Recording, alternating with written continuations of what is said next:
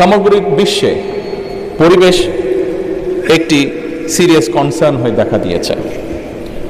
আমরা ইনশাল্লাহ 5 বছরে 25 কোটি বৃক্ষরোপণ ও সবুজ কর্মসংস্থান সৃষ্টির লক্ষ্যে বনায়ন সৃজনের জন্য ইতিমধ্যে 1,50,00,000 বিভিন্ন প্রজাতির চারা উৎপাদন করা হয়েছে।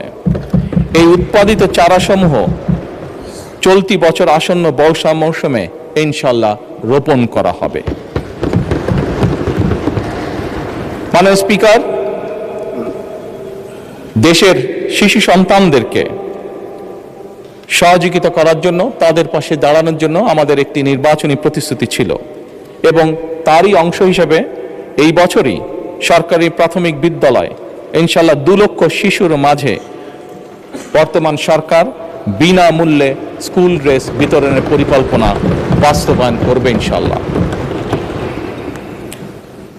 কারিগরি ও ভাষা দক্ষতা উন্নয়নে আগামী 180 দিনের মধ্যে কারিগরি শিক্ষা প্রতিষ্ঠানে 9,000 শিক্ষককে ট্যাব প্রদান করা হবে ইনশাল্লাহ। 3,832টি মাল্টিমিডিয়া ক্লাসরুম স্থাপন করা হবে। একই সাথে 172 জন শিক্ষার্থীকে ইটালিয়ান ও জাপানিজ ভাষা শিক্ষা প্রদান করা হবে। মাননীয় স্পিকার, একই সাথে 418টি কারিগরি ও মাদ্রাসা শিক্ষা প্রতিষ্ঠানে জুন 2026-এর মধ্যে ফ্রি ওয়াইফাই চালুর উদ্যোগ গ্রহণ করা হয়েছে। একই সাথে মাননীয় স্পিকার, বাংলাদেশে ঢাকা শহর সহ বিভিন্ন গুরুত্বপূর্ণ জায়গাগুলোতে পাবলিক প্লেস যেগুলোকে আমরা কনসিডার করি, এরকম অনেকগুলো জায়গাতে এর মধ্যেই ঢাকা কমলাপুর স্টেশন, ঢাকা বিমানবন্দর সহ এরকম গুরুত্বপূর্ণ জায়গাগুলোতে এরই মধ্যে ফ্রি ওয়াইফাই স্থাপন করা হয়েছে। মাননীয় স্পিকার,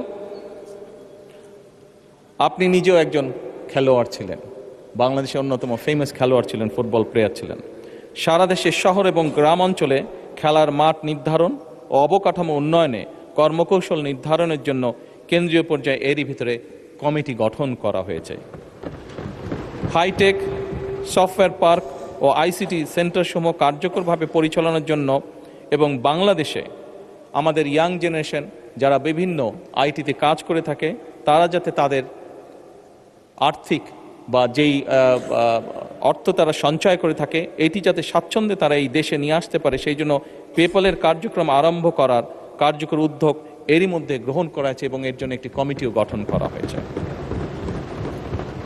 মাননীয় স্পিকার, নির্বাচনী ইশতেহারকে প্রাধান্য দিয়ে বেতন কাঠামো আদায় জাতীয় ক্রীড়াবিদদের জন্য, যা আপনি নিজেও আমি বিশ্বাস করি অ্যাপ্রিসিয়েট করবেন মাননীয় স্পিকার, এরই ভিতরে ক্রীড়া ভাতা চালু করা হয়েছে। প্রাথমিক পর্যায়ে 500 জন ক্রীড়াবিদকে এই ভাতার আওতায় আনার পরিকল্পনা নেওয়া হয়েছে, যার মধ্যে মাননীয় স্পিকার এরই ভিতরে 129 জন আন্তর্জাতিক বিষয়ে সাফল্য অর্জনকারী ক্রীড়াবিদকে এরই ভিতরে ভাতা প্রদান করা হয়েছে।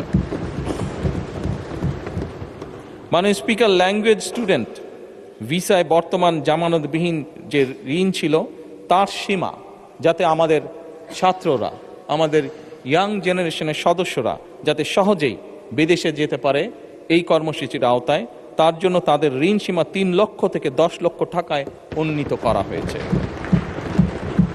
জাপানগামী শিক্ষার্থীদের জন্য ভিসা সিওই এর ভিত্তিতে এই ঋণ প্রদান সহজকরণ করা হয়েছে আগের থেকে অনেক।